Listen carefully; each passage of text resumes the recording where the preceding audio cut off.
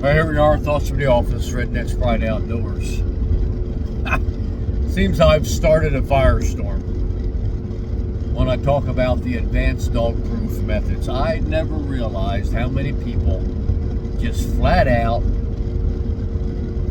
get pissed off when I talk about advanced methods for dog proofs.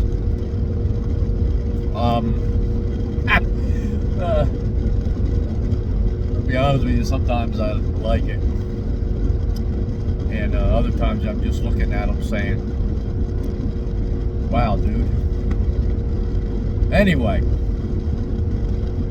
folks say to me, why do you go to all that effort and digging into dog food, dog proof, a mound set for dog proof, a post set for dog proof, a log set for dog proof, a pocket set for dog proof, a hay set for dog proofs? Why do you do all that? You don't need to do all that. No, I don't. I do not need to do all that. And I do not need to have my baiting strategy to catch 80% of the raccoons. Absolutely correct. 100%. You are right. I do not need to do all of that. By the way, it takes me 30 seconds longer to do all of that. But I am not setting for the 80%. I want the 20%. I want the ones that's rejecting your dog proofs. And if you say you don't get raccoons rejecting your dog proofs, you're not paying attention. Everybody blames the mice. The mice clean the bait out. Bull-loney. They do clean the bait out. But you're going to find raccoons clean the bait out a whole bunch too. Easy Pete, people. I came up with the advanced systems because I got tired of watching raccoons on the video walk up, stick their nose in the trap, clean the trap out, walk off, or walk up to the trap, look at it, and walk on. Everything I put on this video, everything. I'm a human too. I'm lazy as you are. All right? So for the 30 seconds it takes me to dig out a 5-inch hole, for the 30 seconds it takes me to dig out a pocket set, for the 10 seconds it takes me to pile the leaves up around it, or do the other sets that I have, it's worth it. Because I've seen where the raccoons reject a stupid set DP. Only to walk 3 feet over and get caught in a DP that's dug in, a mound set, a pocket set, with the exact same bait and lure. I'm so tired of hearing guys say they're rejecting your trap because of the bait. You caught 15 other coon with that same bait. It's not your bait. If you're not catching any coon with the bait, well then it could be your bait. But you're catching coon with the bait, it's not the bait. Another thing I keep having people say to me is they're using the wrong type of lure or bait in a dog proof. Listen, there's 2 types of baits. There's trapline bait, what I call trapline bait, and I make that. And then there is taste bait and lure. Okay? Your trapline bait, every trapline bait manufacturer and lure manufacturer will tell you the bait or lure is formulated for smell. The attraction is pull the animal with the smell. catch the animal before they get the bait or lure. That is undisputed. All right? Every lure and bait maker that's worth their weight in salt will tell you that. If it's a trapline bait, if it's a bait and lure that's made to draw by smell, it's probably not going to taste good. How do I know that? Common sense, but we'll just use an example. I love coffee. Non-stop drinking coffee all day long.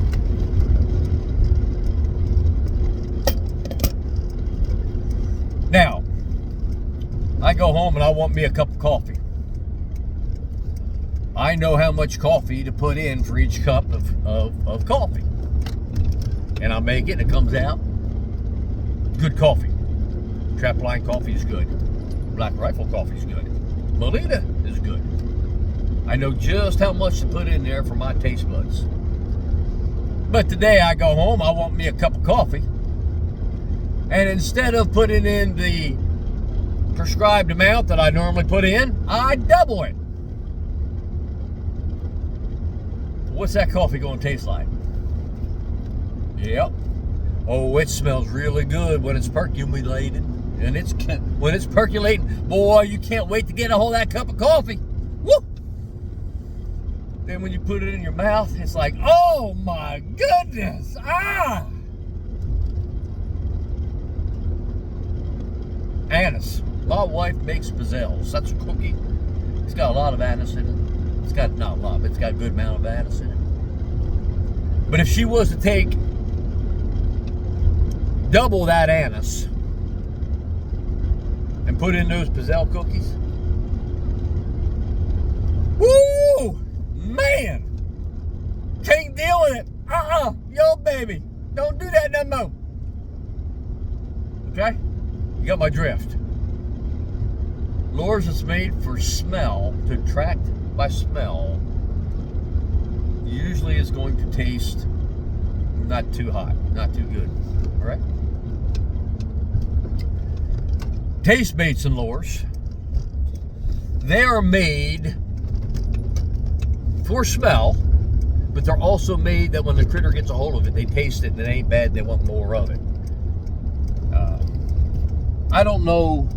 I started making I formulated my first taste baits and lures back in 1987. Nomos got her done. And by the way, they're great dog-proof trap baits down in your DP. I originally made them for squirrels, but raccoons just won't leave them alone either. A lot of guys buy them both. But anyway, getting back off the rabbit trail. When I formulated those baits back in '87, it was because the regular trap line baits and lures wasn't working in my cage traps. You had a piece of chicken or pie, or cupcake, worked. And that's when I figured out I got to make a bait that tastes good and smells good. And that's where we came up with our taste bait line of baits and lures. I don't know if I was the first one to make taste baits and lures, probably not. I don't know if I was the first one to market for taste baits and lures, probably not. But I don't remember anybody else marketing for taste baits and lures, so we'll leave it at that. The taste baits and lures, okay, in a DP, when a raccoon reaches down in there and he don't pull up on that trigger. Well, why doesn't he pull up on that trigger? Every raccoon pulls up on that trigger. No, they don't. How do you know that, Jonesy? Do they try to pull out every root in a hole? Do they try to pull out every rock in a hole? You don't think they know when there's something that's non-edible down in the hole and they grab a hold of it? A hard root? A hard rock? A piece of wire? You don't think they know that? I mean, how long does it take them to realize that when they start going on the circuit with mom, that I ain't pulling that thing out of the ground? So they reach in and they grab the bait. I personally believe that more raccoons are caught, especially the ones that's deep, where you catch them right here. I personally believe they got caught pulling the bait up, and their paw pulled the trigger up. Not them grabbing a hold of the trigger and pulling it up. I believe them pulling the bait up springs a lot of traps up too. I personally believe that. Don't know that. I've never put that on video. Can't prove it. But that's what I think. That's what I personally believe. That's why I put the sheep's wool rather than marshmallows. Now, I use marshmallows, don't get me wrong. But I'd rather use sheep's wool or a piece of leather or something that's a little more solid down there that they grab a hold of and then they're pulling it up and pulls the trigger up. Going over that in my advanced dog-proof DP methods video that I'm making.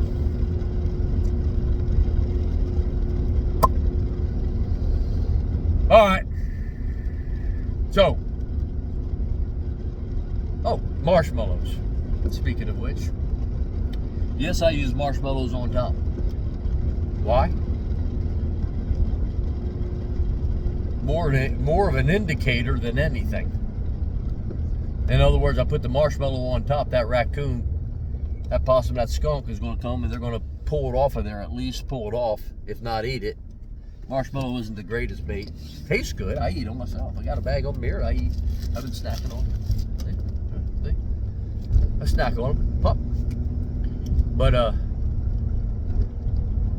the main thing I do is when I take that marshmallow and I press it down in the middle, that expands it so it can't be pulled out easily. So the raccoon and the skunk and the possum's got to pull it out. And what that tells me is what? Something was at the trap and didn't like the bait, or something was at the trap and cleaned the bait out. So when I'm 10 feet away, 15 feet away, if the marshmallow's still in place, then well, you got the picture. If the marshmallow's gone, now I gotta go find out, did he not like the bait, or did it clean the bait out?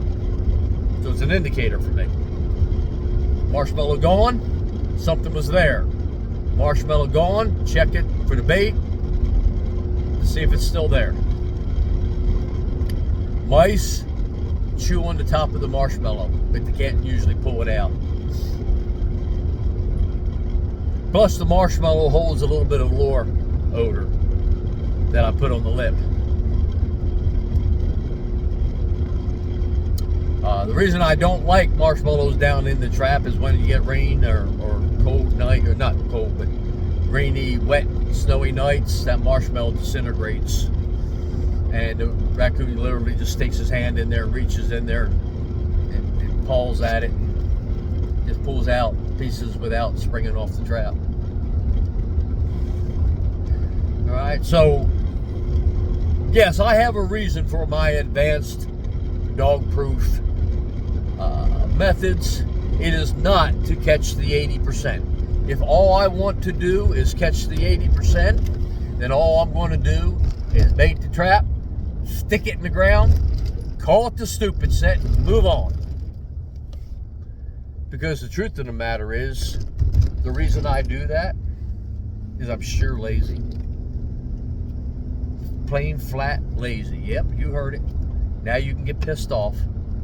When I just shove it in the ground, it's sheer laziness on myself. It's the same as me just taking a cage trap and flopping it down, throwing some bait in the back. Sheer laziness.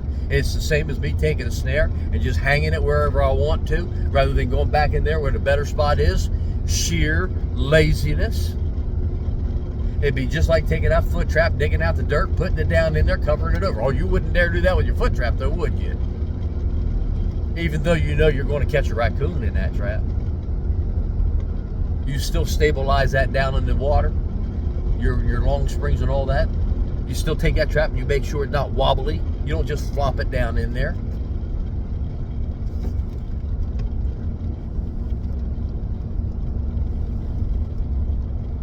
All right, I think I'll leave it here. I'll probably get myself in enough trouble today. See ya. Redneck's Pride Outdoors. Thoughts from the office.